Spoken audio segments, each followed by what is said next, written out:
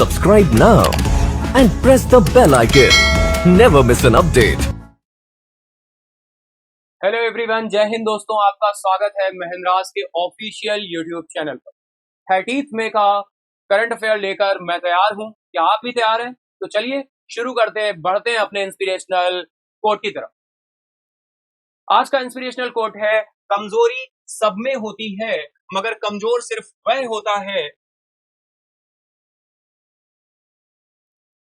कमजोरी सब में होती है मगर कमजोर सिर्फ वह होता है जिन्हें अपनी ताकत पर भरोसा नहीं होता।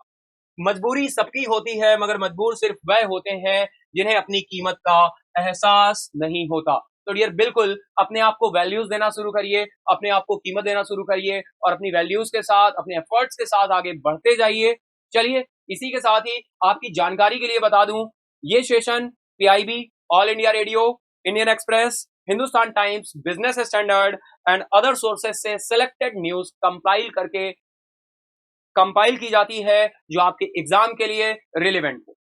और इस सेशन में पहले करंट न्यूज का डिस्कशन होता है, इसके बाद में लास्ट 2 to 3 डेज का जो करंट अफेयर्स रहे होते हैं उस पर बेस्ड एमसीक्यूज को डिस्कस करते हैं। तो चलिए स्टार्ट करते हैं अपने सेशन को इसी पॉजिटिव वाइब्स के साथ, बढ़ते हैं अपने फर्स्ट न्यूज की तरफ। तो फर्स्ट न्यूज आ रही है, first news is prime minister Modi to flag off Guwahati new Jalpaiguri Vande Bharat express in Assam. अगर हम आसाम की बात करें तो मोदी जी ने बिल्कुल गुवाहाटी से न्यू जलपाईगुड़ी के लिए वंदे भारत एक्सप्रेस को हरी झंडी दिखा दी है, जैसा कि आप देख पा रहे हैं। तो चलिए चलते हैं कुछ और पॉइंट्स की तरफ। The train will connect Guwahati with new Jalpaiguri. भाई गुवाहाटी से जलपाईगुड़ी तक के लिए ये वंदे भारत ट्रेन आसाम में शुरू की गई है। कितना डिस्टेंस कवर करेगी? 411 किलोमीटर तक का डिस्टेंस को कवर करेगी। डियर, कभी कभी क्वेश्चन इस तरह से भी पूछ देते हैं कि जो अभी हाल ही में असम में वंदे भारत ट्रेन शुरू हुई है, कहां से कहां तक शुरू हुई है? तो गुवाहाटी टू न्यू जलपाईगुड़ी तक शुरू की गई है। कितने किलोमीटर का डिस्टेंस को कवर करेगी? 411 किलोमीटर तक के डिस्टेंस को ये क्या करने वाली है? कवर करने वाली है। तो चलिए इसके साथ ही चलते हैं कुछ और फैक्ट्स की तरफ। अगर बात करें इसके स्टॉपेज की, it will have stoppage at Kamakhya, new Bongaigaon, new Kokrajhar, new Alipurduar and new Cooch Behar में होगा। इसके स्टॉपेज जो है वो फाइनली फर्स्ट आपके कामाख्या हो गया, न्यू बोंगाईगांव हो गया, कोकराझार हो गया and last is new Alipur द्वार हो गया और कूच बिहार हो गया। ठीक है, 5 ये स्टॉपेज हैं। एज अ इंफॉर्मेशन हमें पता होने चाहिए, जरूर नहीं है सारे स्टॉपेज को आप याद रखें, याद रखने की जरूरत नहीं है, केवल ओनली एज अ इंफॉर्मेशन है। बस आपको ध्यान रखना है कितने किलोमीटर का एरिया कवर करने वाली है ये। तो 411 किलोमीटर डिस्टेंस आपकी कवर करने वाली है। गुवाहाटी से लेकर न्यू जलपाईगुड़ी तक ये ट्रेन आपकी रन करेगी।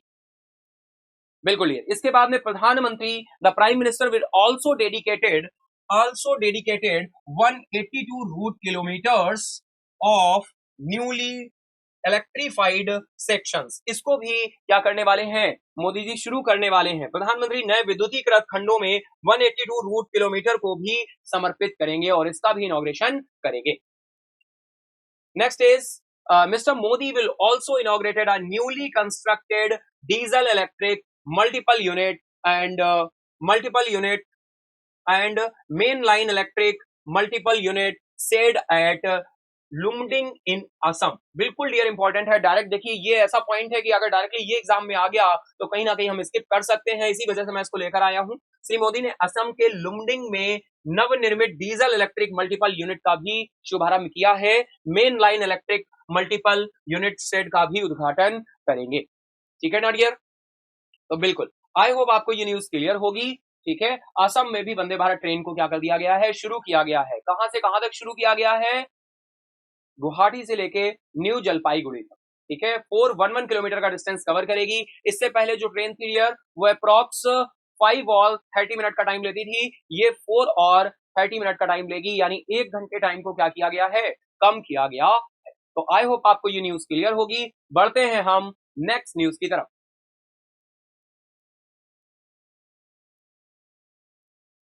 Next news is Cambodian king Norodom Sihamoni Cambodian king Norodom Sihamoni to arrive in New Delhi today on 3-day visit to India. Dear देखिए टुडे की बात की गई है, यानी हम आज डिस्कशन कर रहे हैं, तो फाइनली ये न्यूज कब की है? टुडे की बात हो रही है, कल की, यानी 29 मई की, और हम 30 मई के इसको डिस्कस कर रहे हैं। तो कम्बोडियन किंग की बात हो रही है जो कि कल पहुंच चुके हैं, कहां पर? न्यू दिल्ली अराइव कर चुके हैं डियर। कंबोडिया के राजा नोरोडोम सिहामोनी भारत की 3 दिवसीय यात्रा पर नई दिल्ली पहुंच चुके हैं।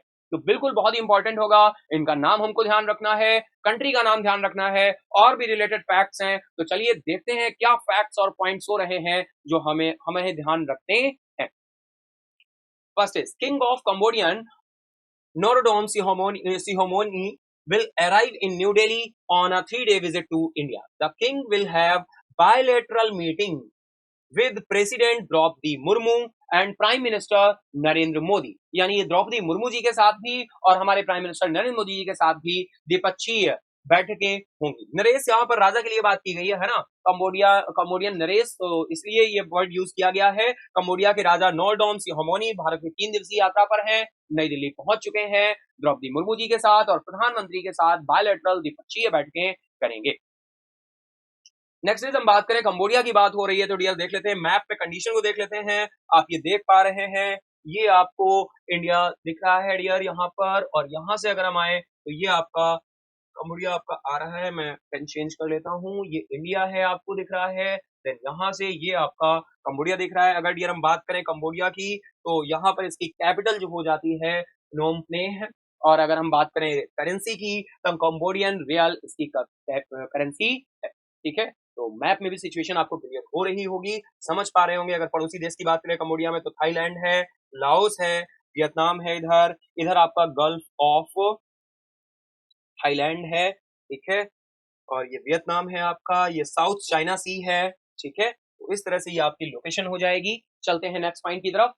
The visit marks the culmination of the celebration of the 70th anniversary. ये कौन सी एनिवर्सरी है? 70th anniversary of diplomatic relations, यानी अगर हम बात करें तो हमारे diplomatic relation 70th between India and Cambodia. This visit by the king of Cambodia is taking place after almost 6 decades. अगर हम बात करें 6 decades हो चुके हैं, with the last being that of the current king's father in 1963. यानी बात करें यह यात्रा भारत और कंबोडिया के बीच राजनयिक संबंधों की 70वीं वर्षगांठ के समारोह का समापन है। कंबोडिया के राजा की यह यात्रा लगभग 6 दशकों के बाद हो रही है। तो आप समझ सकते हैं कितनी इंपॉर्टेंट यह यात्रा है कंबोडिया के राजा की। ठीक है, तो 6 दशकों के बाद यह यात्रा हो रही है। वर्तमान राजा के पिता की अंतिम यात्रा 1963 में हुई थी। तो बहुत ही इंपॉर्टेंट है डियर, तो बिल्कुल आपको इनका नाम ध्यान रखना है। 70th एनिवर्सरी हम सेलिब्रेट कर रहे हैं अपने डिप्लोमेटिक रिलेशंस की, इंडिया और कंबोडिया के बीच रिलेशंस की। तो कैपिटल करेंसी बिल्कुल आपको ध्यान रखना है, रियल आपका करेंसी है कंबोडियन, और यहाँ पर कैपिटल आपकी हो जाती है नोम प्नेम। ठीक है, नेक्स्ट कुछ और पॉइंट आ रहे हैं। अगर हम बात करें, भारत सक्रिय रूप से क्षमता निर्माण है ना, कैपेसिटी बिल्डिंग के लिए India actively assist Cambodia in capital building and human resource development, HR development, human resource development. India has also extended grants and concessional loans for development projects. Development projects के लिए India Cambodia को सक्रिय रूप से क्षमता निर्माण और मानव संसाधन विकास में कंबोडिया की सहायता करता है। भारत ने विकासात्मक परियोजनाओं के लिए अनुदान और रियायती ऋण भी दिए हैं। किसको? इंडिया, कंबोडिया को, सॉरी। कुछ पॉइंट हो रहे हैं, क्या कोई अमाउंट है या कोई फिगर है? तो चलिए फटाफट से हम उसको देख लेते। नेक्स्ट इज देखिए, conservation of restoration of the ancient temples. कुछ प्राचीन टेम्पल्स हैं जिनके लिए इंडिया ने पहले से ही सपोर्ट किया हुआ है। अगर हम बात करें ऑफ अंकोर वॉट टेम्पल है, ताप्रोह टेम्पल आता है, and Preah Vihear are being carried out under India's funding. यानी Angkor Wat, Ta Prohm and Preah Vihear के प्राचीन मंदिरों का संरक्षण और जीर्णोद्धार के लिए भारत के वित्त पोषण यानी फाइनेंशियल सपोर्ट के तहत किया जा रहा है। तो बिल्कुल ये जो नेम्स आ रहे हैं टेम्पल्स के, ये भी हमारे स्टैटिक के फैक्ट हो सकते हैं, स्टैटिक के पॉइंट हो सकते हैं। तो तीनों ही टेम्पल्स के नाम आप ध्यान रखेंगे। First is Angkor Wat, second is Ta Prohm, और थर्ड इज प्रेह विहार। ठीक है, प्रोनाउंसिएशन थोड़ा सा भाई हो सकता है 19-20, लेकिन आपको प्रोनाउंसिएशन को ध्यान रखना है, ठीक है, अप्रोप्रिएटली। चलिए नेक्स्ट इज, यहां पर देखिए और भी इंपॉर्टेंट पॉइंट निकल कर आ रहे हैं। भारत ने माइनिंग उपकरण की खरीद के लिए 1.5 मिलियन डॉलर, ठीक है, 1.5 मिलियन डॉलर का अनुदान दिया है। भारत से रक्षा उपकरणों की खरीद के लिए 50 मिलियन डॉलर के ऋण की भी पेशकश की गई है। तो ये दोनों ही अमाउंट आपको ध्यान रखने हैं। हम बात कर रहे हैं कंबोडिया की, ठीक है। तो India has extended a grant 1.5 million dollar for a purchase of demining equipment, sorry, mining equipment, mining उपकरण की खरीद के लिए है 1.5 मिलियन डॉलर, और अनुदान दिया है भारत ने। और भारत ने रक्षा उपकरणों की खरीद के लिए 50 मिलियन डॉलर का प्रोक्योरमेंट दिया है। तो दोनों ही अमाउंट आपको ध्यान रखने हैं, 1.5 मिलियन डॉलर और 50 मिलियन डॉलर। आई होप आपको ये न्यूज क्लियर होगी, ठीक है ना डियर? बिल्कुल क्रिस्टल क्लियर होगी। चलिए एक बार से फिर देखिए इस न्यूज में क्या क्या हमने पॉइंट्स डिस्कस किए हैं। आई होप थोड़ा सा काफी स्लाइड्स में हो गया इस वजह से। कंबोडियन किंग नोर्डॉन सिहमोनी, सॉरी, सिहमोनी भारत की 3 दिवसीय यात्रा पर है, ठीक है। बायलैटरल मीटिंग्स होंगी प्राइम मिनिस्टर्स के साथ एंड प्रेसिडेंट के साथ। नेक्स्ट इज कैपिटल करेंसी को देखा हमने। नेक्स्ट इज हमने यहाँ पर 70th एनिवर्सरी है डिप्लोमेटिक रिलेशंस की बिटवीन इंडिया एंड कंबोडिया। और अगर हम बात करें किंग्स के फादर की, 1963 में अंतरिम यात्रा थी और ये 6 दशकों के बाद हो रही है। लगभग यात्रा राजा की कितने दशकों के बाद हो रही है? 6 डेकेड्स के बाद हो रही है। फिर हमने बात की सक्रिय रूप से क्षमता निर्माण की बात करें, या हम ह्यूमन रिसोर्स डेवलपमेंट की बात करें, कैपेसिटी बिल्डिंग की बात करें, या ह्यूमन रिसोर्स डेवलपमेंट की बात करें, दोनों में ही यहाँ पर ग्रांट्स और concessional loans for development projects के लिए इंडिया के द्वारा क्या किए जाते हैं, सक्रिय रूप से यहाँ पर पार्टिसिपेशन है। नेक्स्ट हमने बात की कुछ टेम्पल्स की, अंकोर वाट, ताहाप्रोम, प्रेह विहार के संरक्षण की और जीर्णोद्धार के लिए वित्त पोषण जो है किसके द्वारा? भारत के द्वारा किया जा रहा है। नेक्स्ट आ जाते हैं डियर, तो 1.5 मिलियन डॉलर अमाउंट की बात हो रही है, ये ग्रांट दिया गया है माइनिंग उपकरण के लिए, और 50 मिलियन डॉलर की बात की गई है रक्षा उपकरणों की पेशकश के। तो आई होप बिल्कुल क्रिस्टल क्लियर होगा। चलते हैं नेक्स्ट। नेक्स्ट भाई बात हो रही है, पीएम मोदी ने कॉन्ग्रेचुलेट किया है, किसको किया है? टर्की के प्रेसिडेंट को किया है। जैसा कि आप सभी को पता है भाई, अभी अर्थक्वेक वगैरह कुछ ऐसी चीजें आई थी जहां पर बिल्कुल वसुधैव कुटुंबकम की भावना के साथ हमने पूरी तरीके से इस चीजों को दिखाया था। तो डियर पीएम मोदी ने कॉन्ग्रेचुलेट किया है किसको? Erdogan on re election as Turkey president. Turkish president की बात हो रही है, पीएम मोदी ने कॉन्ग्रेचुलेट किया है इनको, क्योंकि अभी संडे को ही इलेक्शंस के रिजल्ट्स आए और फाइनली फिर से री इलेक्ट हुए हैं एर्डोगन साहब। तो फाइनली देख लेते हैं टर्की के मैप की कंडीशन। अगर हम बात करें रियल, तो ये आपको देखिए मैप पे टर्की आपको दिख रहा है। सॉरी, ये इंडियन ओशियन हो जाएगा आपका, ये पैसिफिक ओशियन है, इधर ये साउथर्न है, इधर ये आपका टर्की आ जाएगा, ये अलास्का ओशियन दिख रहा है dear.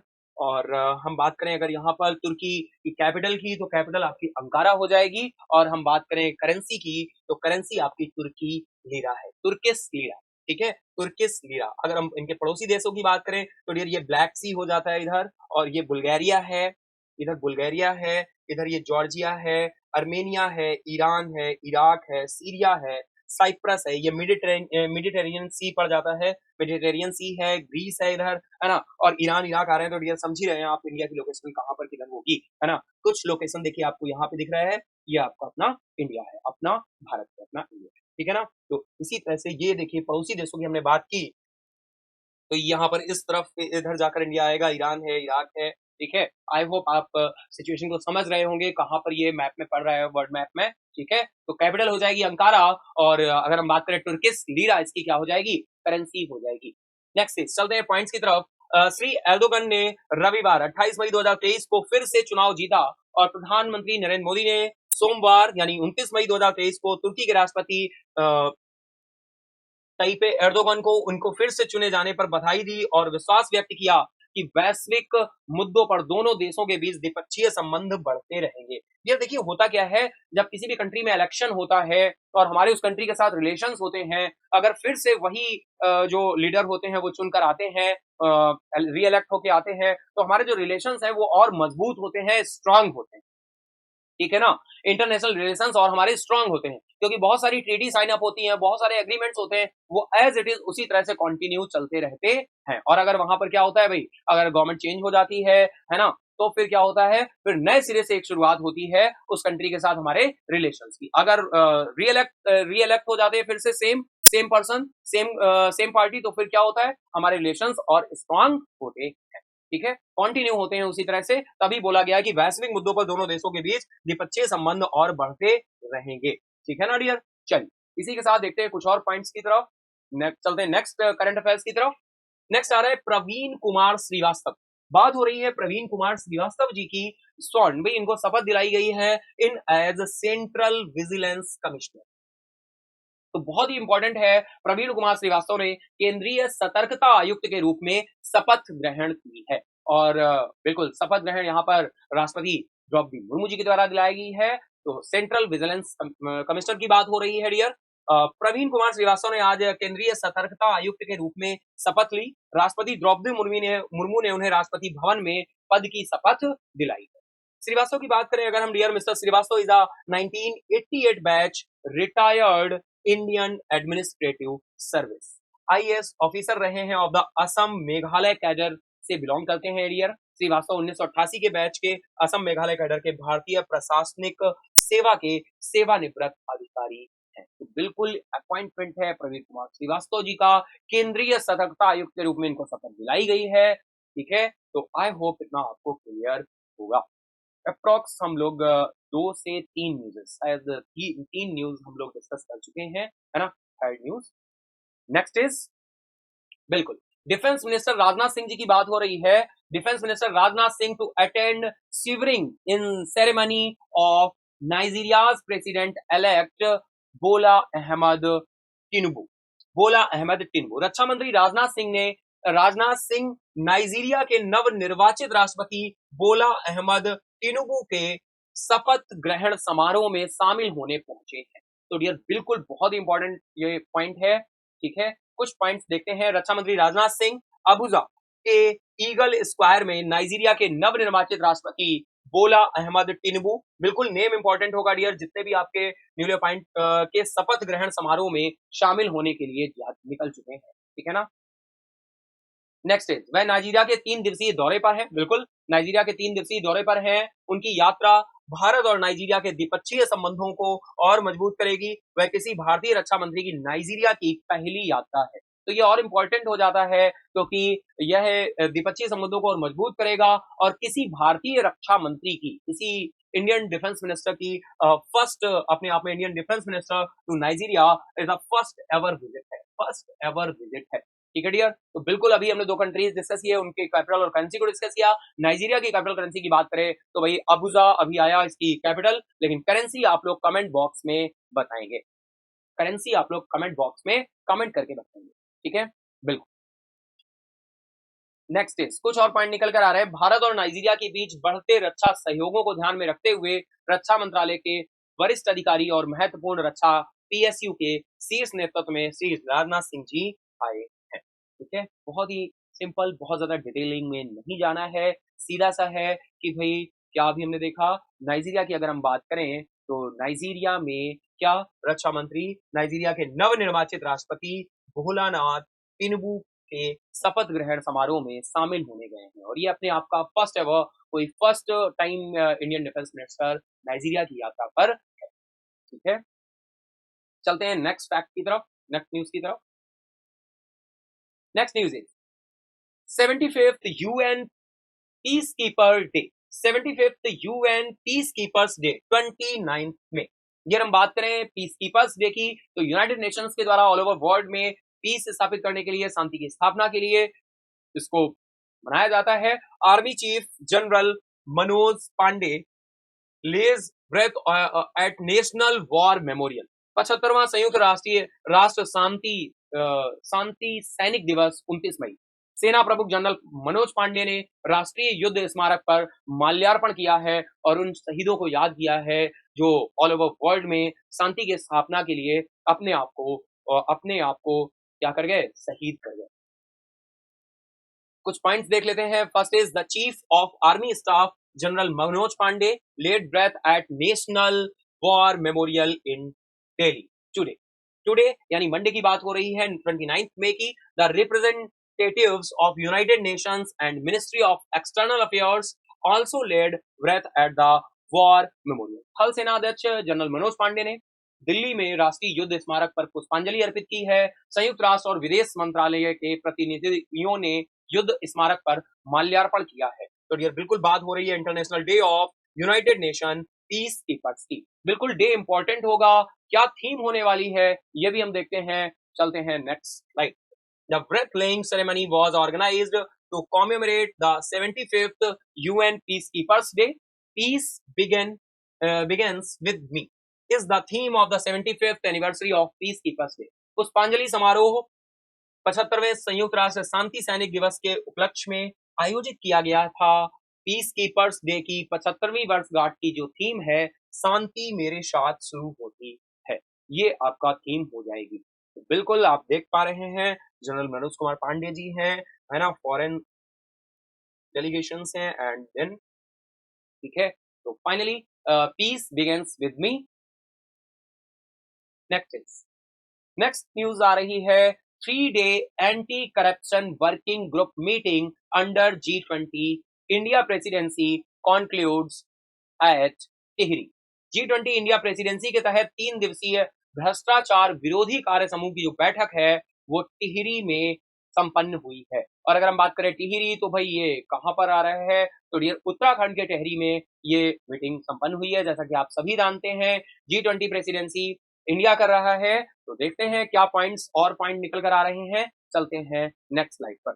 The 3-day anti corruption working group meeting under the G20 India presidency concludes on Sunday at the Tehri Uttarakhand. Tehri Uttarakhand के टिहरी में इसको क्या किया गया है, कॉन्क्लूड किया गया है, मीटिंग हुई है। The meeting was shared, meeting को चेयर किसने किया है, राहुल सिंह जी ने किया है। एडिशनल सेक्रेटरी हैं department of personal and training and chairman G20 anti corruption group working group meeting. G20 India presidency के तहत 3 दिवसीय भ्रष्टाचार विरोधी कार्य समूह की बैठक रविवार को उत्तराखंड के टिहरी में संपन्न हुई। बैठक की अध्यक्षता कार्मिक और प्रशिक्षण विभाग के अतिरिक्त सचिव राहुल सिंह जी के द्वारा G20 भ्रष्टाचार रोधी कार्य समूह की बैठक के अध्यक्ष ने भी यहाँ पर की है। तो डियर डायरेक्टली क्वेश्चन आ सकता है इस तरह से कि अभी हाल ही में G20 के कौन से किसके लिए जो मीटिंग हुई है G20 की, तो भ्रष्टाचार विरोधी कार्य समूह की बैठक हुई है, टिहरी में हुई है उत्तराखंड के। बिल्कुल हमको ये पॉइंट एंड फैक्ट ध्यान रखने। चलते हैं नेक्स्ट। 3 दिवसीय बैठक में 20 सदस्य राज्यों के और 90 से अधिक प्रतिनिधियों, 10 आमंत्रित और 9 अंतरराष्ट्रीय संगठनों ने भाग लिया है। तो ये भी एज अ इंफॉर्मेशन है, ये पॉइंट कुछ हमें ध्यान रखने हैं। 3 दिवसीय बैठक थी, है ना, 3-day समिट थी, ठीक है। 20 सदस्य राज्य, 20 member state, 20 member states, 10 invitees हैं, 10 invitees and 9 international organizations participation, international organizations participation। तो ये एज अ इन्फो के पॉइंट पर निकल कर आएगा। उत्तराखंड टिहरी आपको ध्यान ही रखना, ठीक है ना। चलिए नेक्स्ट न्यूज आ रही है according to the reserve bank of India. Reserve bank of India के अकॉर्डिंग अगर हम बात करें, India's economic growth rate is likely to be over 7% in FY23। यानी फाइनेंशियल ईयर 23 की अगर हम बात करें, भारतीय रिजर्व बैंक के अनुसार FY23 में भारत की आर्थिक विकास दर 7% से अधिक रहने की संभावना व्यक्त की गई है। कुछ और पॉइंट्स देखते हैं। भारतीय रिजर्व बैंक को उम्मीद है कि 2022-23 के लिए विकास दर 7% के अग्रिम अनुमान से अधिक होगी, क्योंकि पिछले वित्तीय वर्ष की तीसरी और चौथी तिमाही में आर्थिक गति जारी की गई है। तीसरी और चौथी की आर्थिक गति जारी की गई है डियर।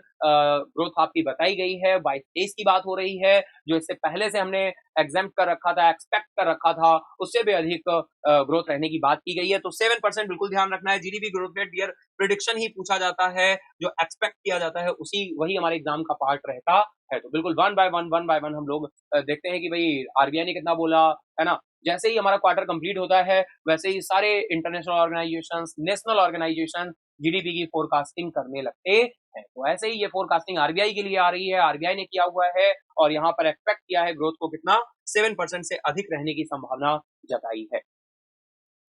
कुछ और पॉइंट्स हैं। फरवरी में राष्ट्रीय सांख्यिकी कार्यालय यानी एनएसओ की बात करें हम, national statistical office, in Feb the economy estimated to grow at 7%। ये भी फरवरी में राष्ट्रीय सांख्यिकी कार्यालय द्वारा जारी दूसरे अग्रिम अनुमान के अनुसार 7% की दर से बढ़ने का अनुमान रखा है। इन राइन 22-23 and against 8.7% in the previous fiscal. 22-23 में पिछले वित्त वर्ष में 8.7% के मुकाबले ये 7% रहने की बात की गई। तो ये कुछ पॉइंट आपको ध्यान रखने होंगे, ठीक है।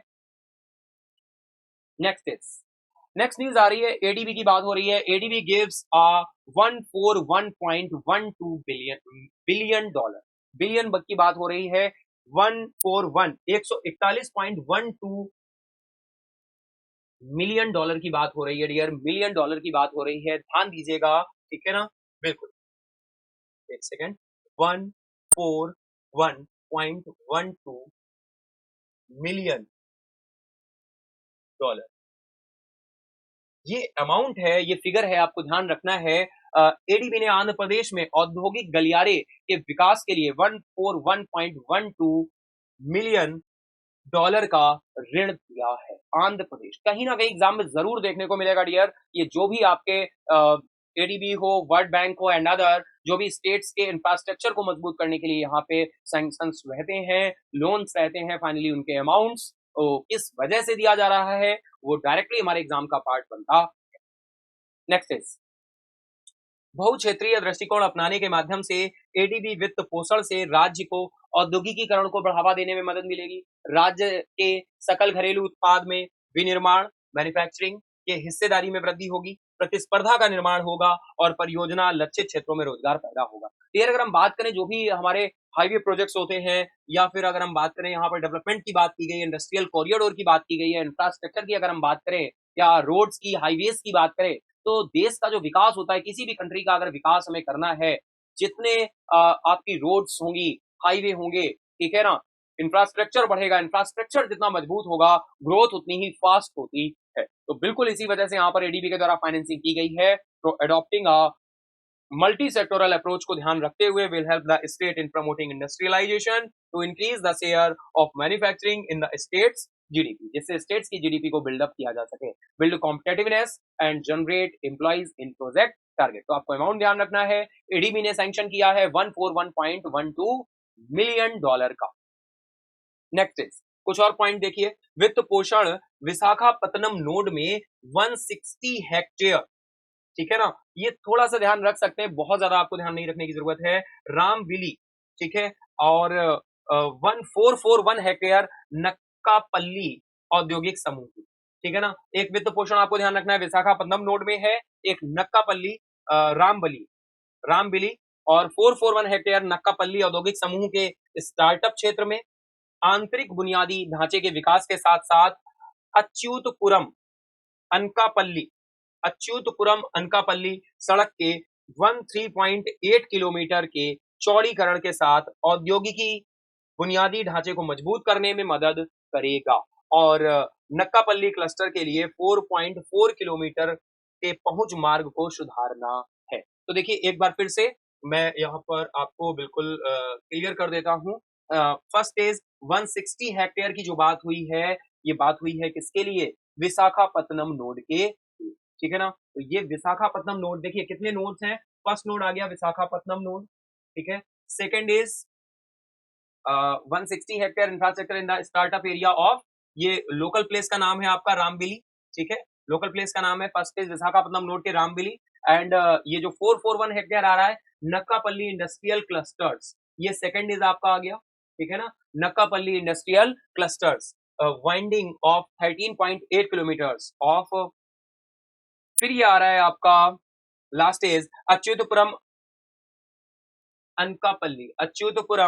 अनकापल्ली सड़क के 13.8 किलोमीटर तक का प्रोजेक्ट है। थर्ड पॉइंट ये निकल कर आ रहा है। And improved of 4.44 kilometre SS road Nakkapalli clusters, ठीक है ना, नक्कापल्ली क्लस्टर्स। इस तरह से आपको ये सारे पॉइंट रिलेट करने हैं, कनेक्ट करने हैं और कनेक्ट करके इनको ध्यान रखना। तो ये थी आज की न्यूज। अब हम चलते हैं आज के एमसीक्यूज की तरफ, देखते हैं क्वेश्चन आंसर्स की तरफ, क्या आंसर्स होने वाले हैं, क्या क्वेश्चंस हैं और कैसे क्वेश्चंस मैं आपके लिए लेकर आया हूं। तो चलते हैं इसी के साथ ही फर्स्ट क्वेश्चन की तरफ। तो first is city of dead is a UNESCO world heritage site situated in which country. बहुत ही इंपॉर्टेंट क्वेश्चन है, कहीं ना कहीं एग्जाम में आपको जरूर देखने को मिलेगा डियर, ठीक है ना। तो फटाफट से आप लोग चैट बॉक्स में कमेंट करके बता सकते हैं city of dead. City of dead, देखिए सिटी ऑफ डेड मृतकों का शहर नहीं, आप यही वर्ड यूज करेंगे यहाँ पर। एडिट करके मुझे सिटी ऑफ डेड ही रखना चाहिए था, ठीक है, लेकिन वो एज अ ट्रांसलेट हो गया है। इस देश में स्थित एक यूनेस्को विश्व धरोहर स्थल है। इंपॉर्टेंट है, बताइए। तो इजिप्ट, यूएस या फिर ग्रीस या फिर टर्की। तो आंसर की बात करें तो राइट आंसर है आपका ऑप्शन ए, इजिप्ट हो जाएगा। City of dead is a 7 kilometre long, 7 kilometre long है। यूनेस्को वर्ल्ड हेरिटेज साइट्स ने सिचुएट किया है, इसको कहां पर सिचुएटेड है, इजिप्ट में सिचुएटेड है। It is a series of worst Islamic era necropolises and cemeteries in Cairo, ठीक है। अगर हम बात करें तो ये कायरो तक का सबसे बड़ा कब्रिस्तान निकल कर आता है डियर। तो ये आपका सिटी ऑफ डेड के नाम से जाना जाता है यूनेस्को वर्ल्ड हेरिटेज साइट में, और ये कहां पर सिचुएटेड है, इजिप्ट में सिचुएटेड है, ठीक है। Next is Gaines Startup Challenge was launched by which institution? लाभ स्टार्टअप, लाभ देखिए लाभ भी यहाँ पर नहीं होगा, फिर गेन्स होगा, ठीक है। आई होप आप समझ सकते हैं, गेन्स आएगा, ठीक है। हिंदी में एग्जिस्टेंस नहीं है इसका। स्टार्टअप चैलेंज किस संस्था द्वारा शुरू किया गया है, और ये डियर अगर आपको ध्यान हो तो ये 29 मई को जो करंट अफेयर्स डिस्कस किए थे वहां पर ये हमने न्यूज के फॉर्म में डिस्कस किया था, ठीक है ना। तो gains, GAINS, gains startup challenge was launched by which institution? तो RBI, GRSE, HAL या फिर BARC। तो right is option B, GRSE। बिल्कुल डिस्कस हुआ था dear, Garden rich ship builders and Engineers. ध्यान आया है ना, बिल्कुल आप रिकॉल कर पा रहे होंगे। कल की ही न्यूज में करंट अफेयर्स में हम लोगों ने डिस्कस किया था ये न्यूज के फॉर्म में। Garden rich ship builders and engineers launched GRSE accelerated innovation nurturing scheme 2023 और गेन्स 2023 इन कोलकाता, ठीक है ना। तो इस तरह से क्वेश्चंस यहां पर फ्रेम होगा। Next is on which date is world thyroid day annually observe? विश्व थायराइड दिवस प्रतिवर्ष किस तिथि को मनाया जाता है? 26 में, 25 में, 24 या फिर 23 में?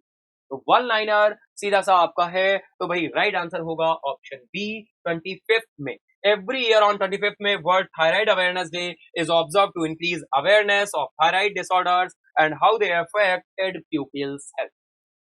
Next is, which bank has appointed Jaya Kumar S Pillai as deputy managing director? किस बैंक के ने जय कुमार एस पिल्लई को उप प्रबंध निदेशक के रूप में नियुक्त किया है? बिल्कुल करंट अफेयर्स में हम लोगों ने डिस्कस किया था।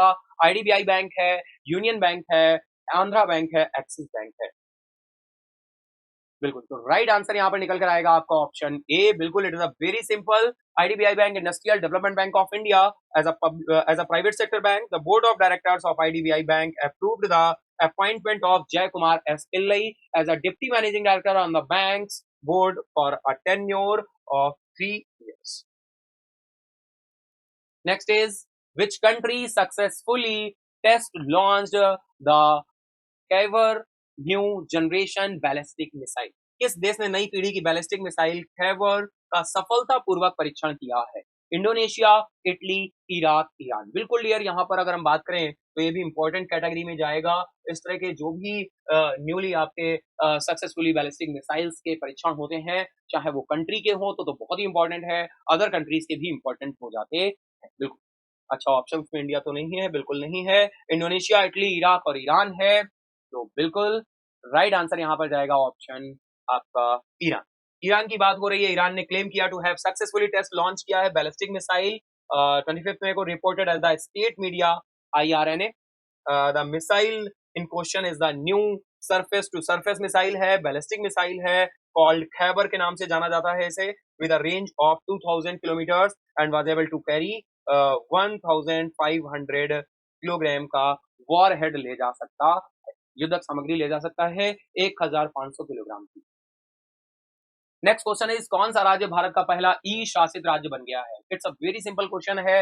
विच state has become India's first e governed state? E governed state. आपके एसटी में आपके एसटी में ऑनलाइन एसटी हो या ऑफलाइन एसटी हो, आपको क्वेश्चंस बिल्कुल देखने को मिलेगा। बहुत ही सिंपल से क्वेश्चंस हैं। कुछ ऐसे क्वेश्चंस रहते हैं जो बिल्कुल वन लाइनर फैक्ट होते हैं, उसी तरह से ये क्वेश्चन आपका है। कौन सा राज्य भारत का पहला ई शासित राज्य बन गया है? आसाम, राजस्थान, केरला या फिर उड़ीसा? तो right is option C, Kerala. Kerala chief minister Pinarayi Vijayan ने अनाउंस किया Thursday को that Kerala has achieved the destination of the became India's first fully e-governed state, fully e-governed state, ठीक है ना? तो केरला आपका fully e-governed state हो जाएगा, ठीक है ना? Next is What does the N stands for in case? देखिए फिर से वही न्यूज क्वेश्चन दूसरे तरह से फ्रेम हुआ है यहाँ पर। Launch by Garden rich ship builders and Engineers Limited in Kolkata.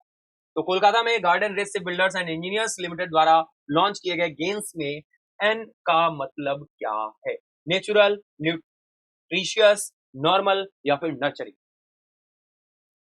News भी डिस्कस हुई, देन एक क्वेश्चन अभी इससे पहले भी हम लोग डिस्कस कर चुके हैं, और देन अगेन फिर से एक क्वेश्चन हमको देखने को मिल रहा है। तो राइट है आपका नर्चरिंग, बिल्कुल। Garden rich ship builders and Engineers limited launch the GRSE accelerated improve innovation nurturing schemes, ठीक है ना? गेम्स में एन स्टैंड्स फॉर क्या है? Nurturing schemes in 2023 in Kolkata. Then what does the term Sengol, बहुत इंपॉर्टेंट डियर, बिल्कुल। New parliament building की बात करें, न्यू संसद भवन की बात करें अगर हम, तो सेनेगल बहुत ही न्यूज में है, बिल्कुल। एक बहुत सारे फैक्ट्स के साथ ये पॉइंट डिस्कस होना चाहिए एक सेशन में। What does the term Senegal mean which will be placed in the new parliament? Senegal शब्द का क्या अर्थ है जिसे नए संसद भवन में रखा जाएगा? Options integrity, righteousness, hard work या फिर विक्ट्री ऑफ ट्रुथ। अगर डियर हम बात करें तो तमिलनाडु से कहीं ना कहीं कनेक्ट होता है, हमारे कल्चर को दिखाता है ना? हमारे राजाओं की बात करता है ना? तो चलिए बिल्कुल राइट यहाँ पर आंसर आएगा आपका righteousness. The upcoming inauguration of the new parliament building will feature an important addition as Prime Minister Narendra Modi will place a significant golden sculpture near the speaker's seat, announced Union Home Minister Amit Shah. The Home Minister explained that the sculpture known as Senegal, Senegal के नाम से इसे जाना जाता है, derives from the Tamil word.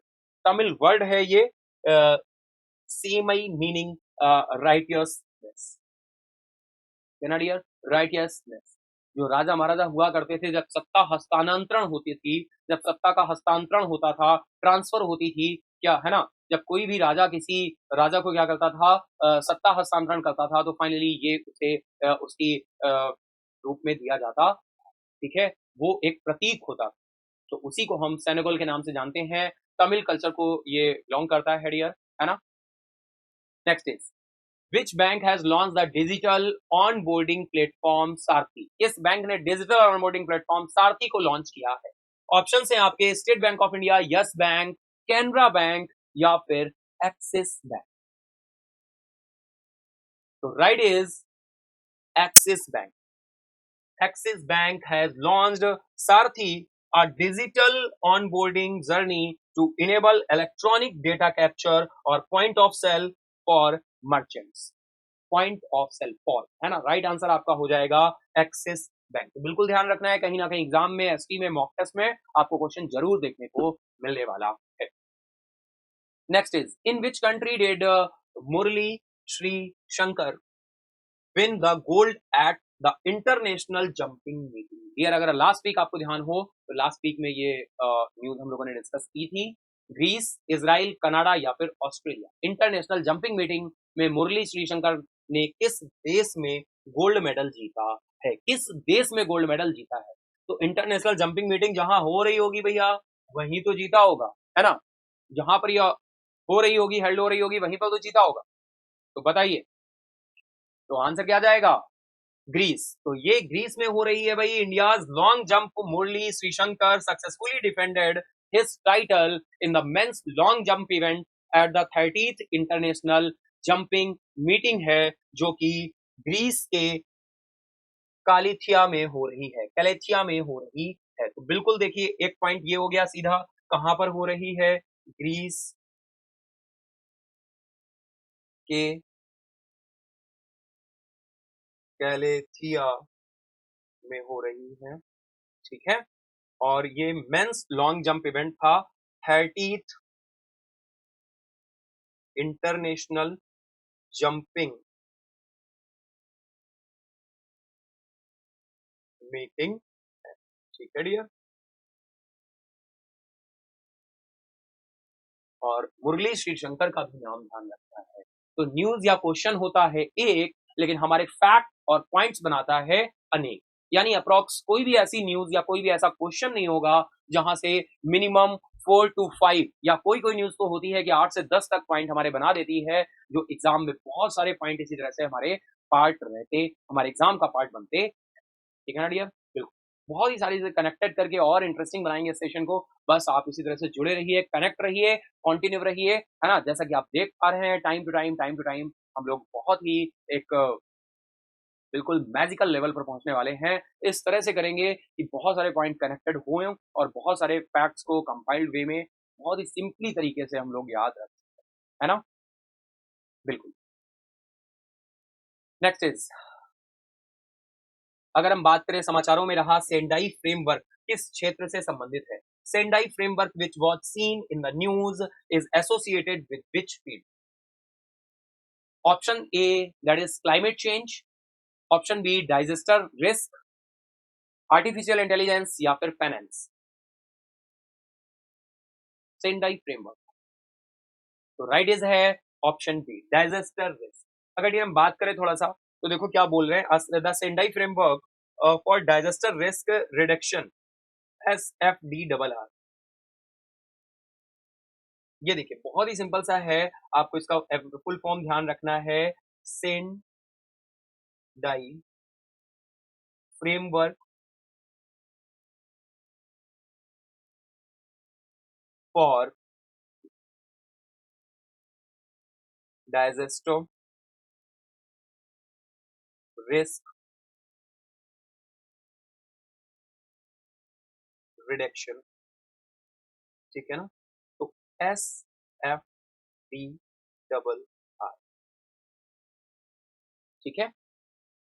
Focus on 3 dimensions of disaster risk: exposure to hazards, vulnerability and capacity and characteristics of hazards, minimize risk and increase resilience। A high level meeting हुई है, mid-term review of the SFDRR was held in recently at the UN headquarters, ठीक है। तो ये जो term है Sendai framework, finally आपको ध्यान रखना है डिजास्टर रिस्क से related. Last is, the powerful bomb called GBU-57 belongs to which country? GBU-57 नामक शक्तिशाली बम किस देश का है?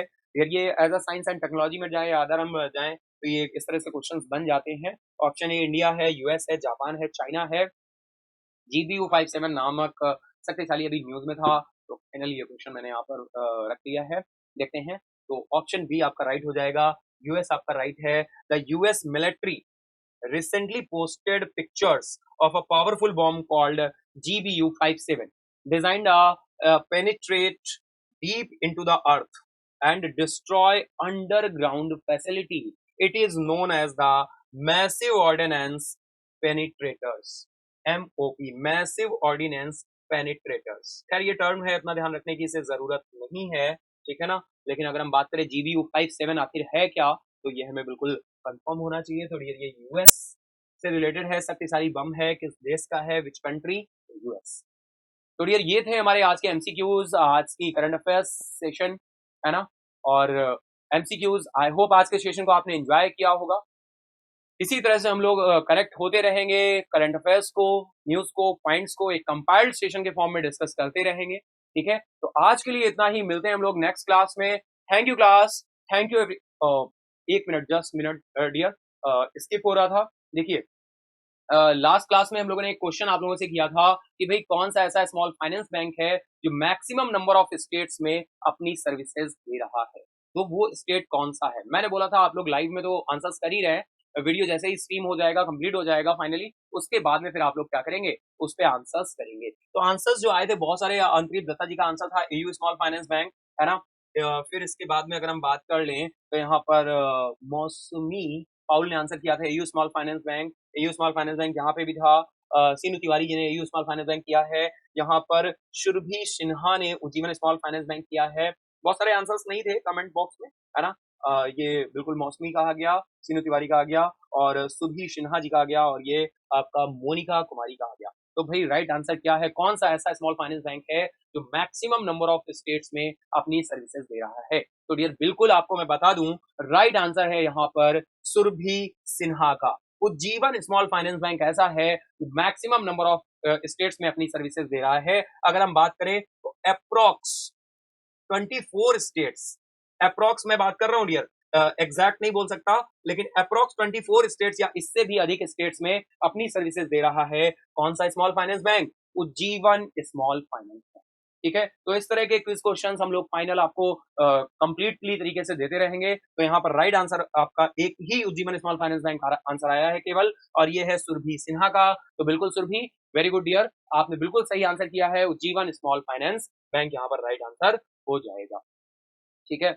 तो ऐसे ही आज के सेशन में मैंने कोई क्वेश्चन किया है तो फाइनली उसका भी आप लोग ध्यान से सुनेंगे, और फिर उस क्वेश्चन का भी आंसर आप लोग अपने कमेंट बॉक्स में करेंगे, और नेक्स्ट डे फिर मैं उसको क्या करूंगा, अनाउंस करूंगा, ठीक है। तो डियर आज के लिए इतना ही, मिलते हैं हम लोग नेक्स्ट क्लास में। Thank you everyone, good bye and take care. मिलते हैं हम लोग next session. Subscribe now and press the bell icon. Never miss an update.